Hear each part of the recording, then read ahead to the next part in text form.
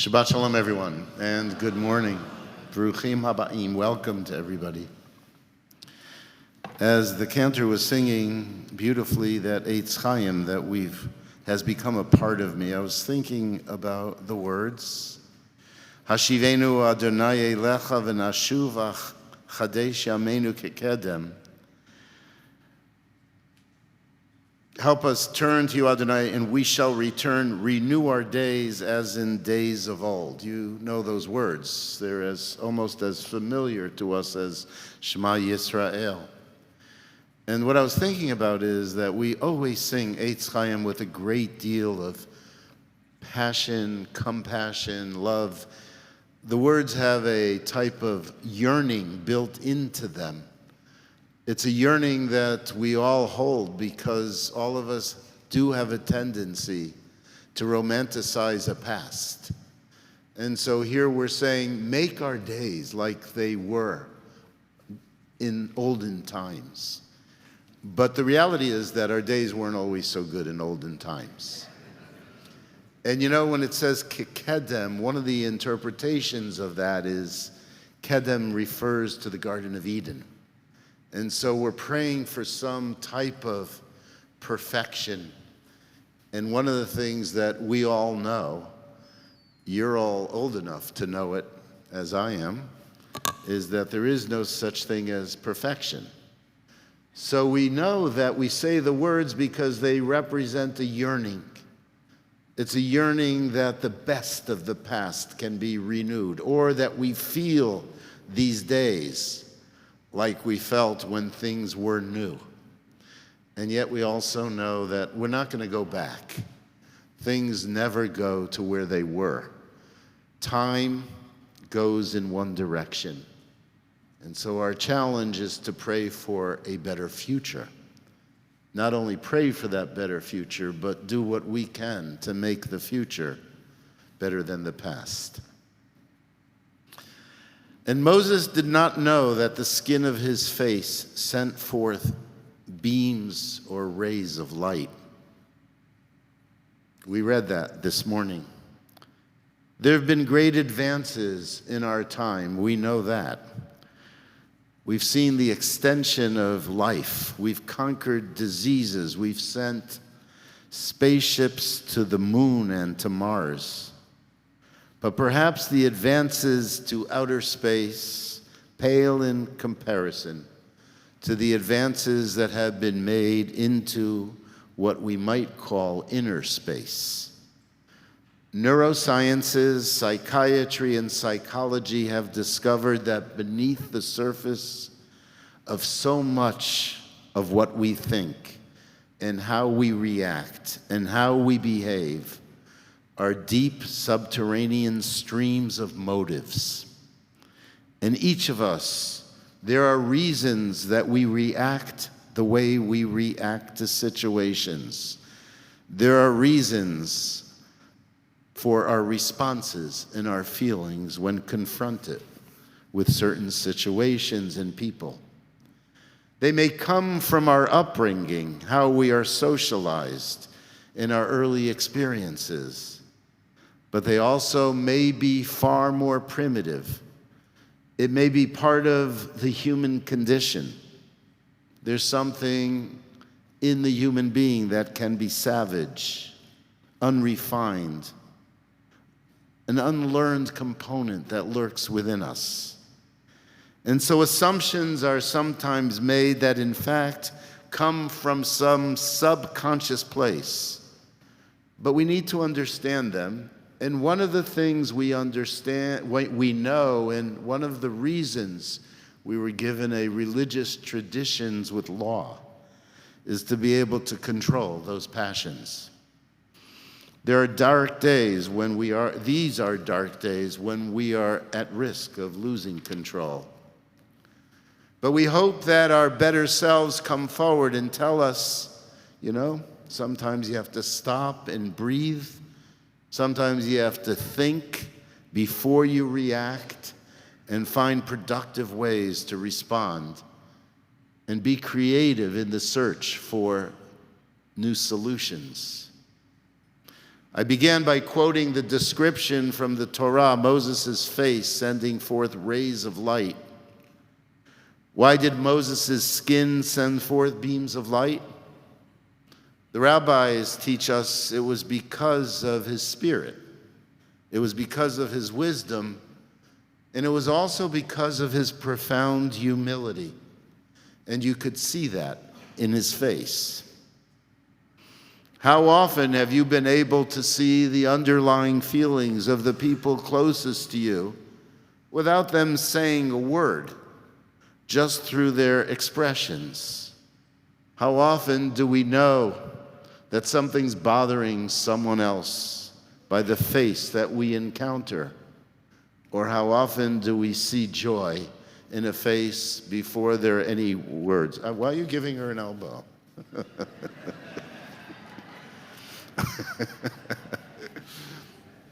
But sometimes our responses are not productive or reflective of the attributes that we should be proud of. And sometimes whole groups of people enter into a type of groupthink. Large numbers gather with expressions of destruction or hate or revenge. And what happens is that conversations become stifled and differing opinions are scorned.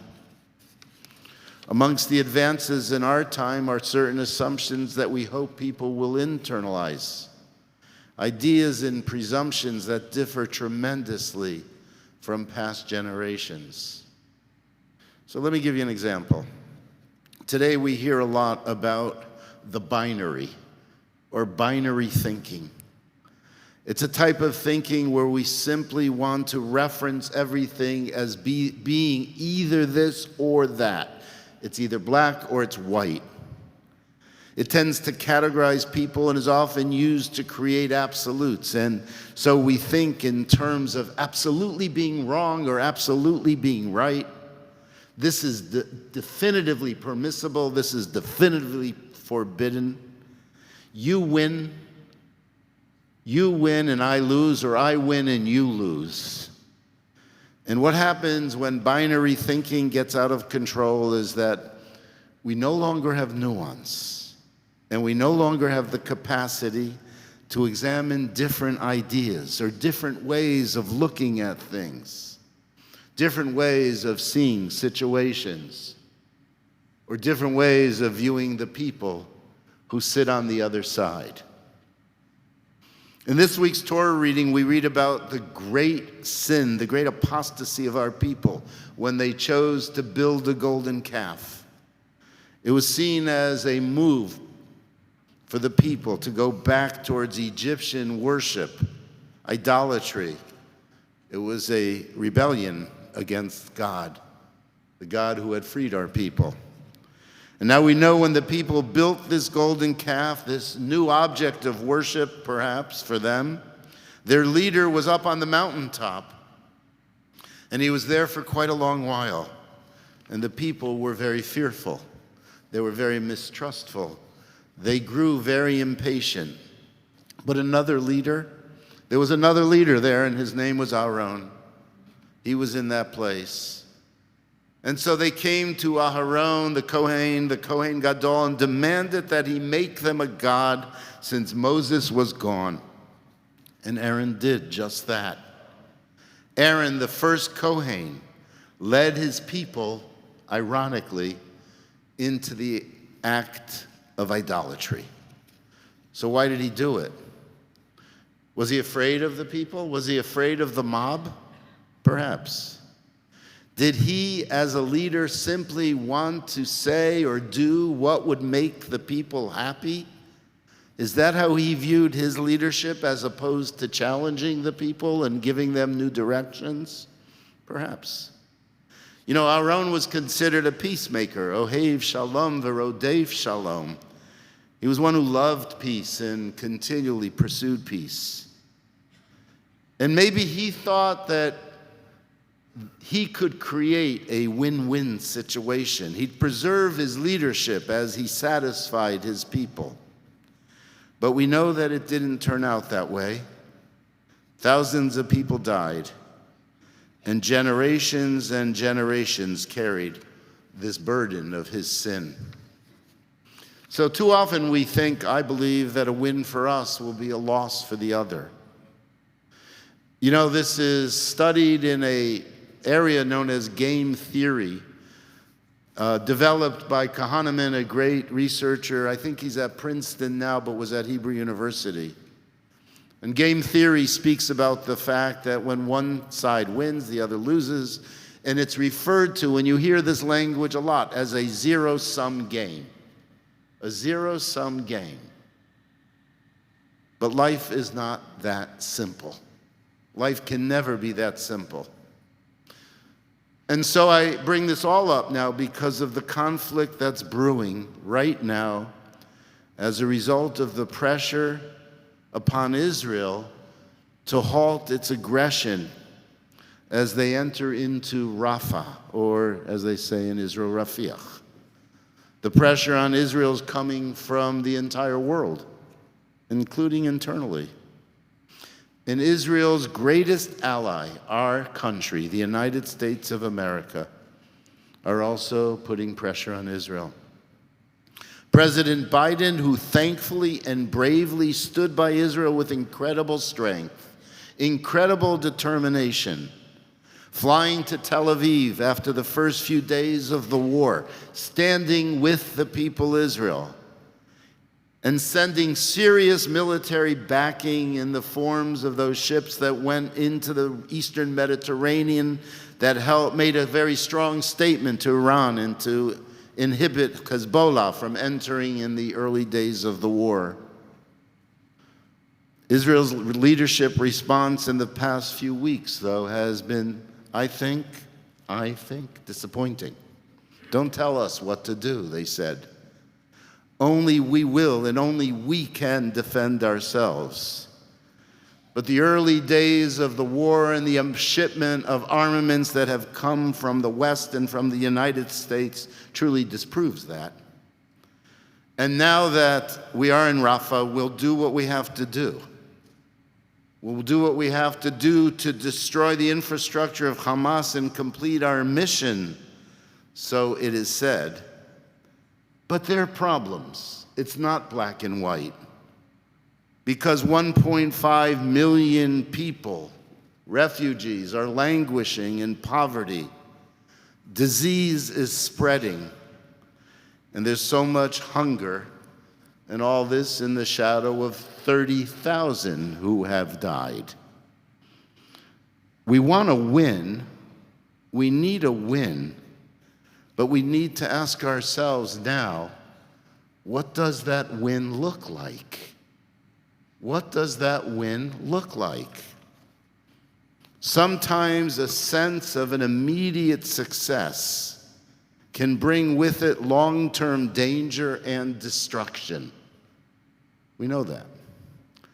And so there are those who say that Hamas will never be destroyed. You can't kill an idea. There are those who say that today's victory could lead to tomorrow's destruction. The destruction of Rafah may open the northern front in ways that are frightening, in ways that will bring more and more death and destruction to Israel. And continued isolation from the world may in fact be one of the great existential dangers that Israel is facing. We can no longer live isolated from the world. You know, we need to say, it seems, that we won the war. So how can we say that we won the war now? And I think that we can. When the hostages are released. We cannot compromise the lives of hostages anymore. One of the things that marks our people's identity, our people's essential faith, our people's essential sense of value has to do with the value of every single human life. And Israel and the IDF have recognized that and responded in that way from the very beginning. At this point, we can say we have shown our might in unmistakable ways. The victory may not be as crisp and clear as we would like, but with all the problems and the early warnings of the October 7th attack and early responses, and with all the losses that we have experienced, we have shown such great strength, unity, power, and we've witnessed the support of the most powerful nations in the world. You know, not only are we told that Hamas cannot be destroyed ultimately, or at least not for the near future, we also know that there are many Sinwars waiting in the line. And if we kill him, there will be another one. And when we kill the other one, there will be another one. Until something changes. Till something changes in the equation and what's taking place. And it appears after 75 years that Israel and the Palestinians will not be able to make that change, but we are dependent on others. I believe, like every one of you, that the next stage has to be the negotiated release of our hostages. We have to bring them home. And the reality of a powerful military presence will be part of a negotiated release for a while. And the war can't end until they are released, because that's what we stand for. But then we know we cannot live in a constant belligerent state. We cannot live at war for more months and months and months and years. We know that the Sunni nations and the Western nations want it to end, not because they don't support Israel. That's not the reason. They supported Israel, and they support Israel because, however, they fear an expanded war, perhaps even a world war. We know that the economy cannot hold forever with the costs of war, with so many men and women in the reserves and out of work, with so many of the population evacuated from their towns in the north and in the south. It just can't continue to exist that way. The time is here when we have to work with other nations and create new solutions for Israel, for the region, and the Palestinian people. Our win may not be some perfect military victory where we're the victors and they are the losers, but we have won in many ways. We've won by showing our incredible military dominance, but we've won in other ways. We've won by showing our extraordinary spirit, our capacity to come together as one people. It's a time that we have to understand where there may be compromises needed for the greater win. In 1978, I was in Israel, and I was learning with a great biblical scholar by the name of Uri Simon. And Uri Simon began a movement then. The movement was called Oz V'Shalom. Oz V'Shalom. It means strength and peace. And Uri Simon, I remember telling us in a class, you can't have peace when you're weak. You can only have peace from a place of strength. Our strongest selves, our most confident selves must always be disciples of peacemakers that will stand with strength and create the proper boundaries. To allow our victory to become a defeat would in fact be the greatest tragedy. Meanwhile, we continue to support our homeland. We continue to pray for strength.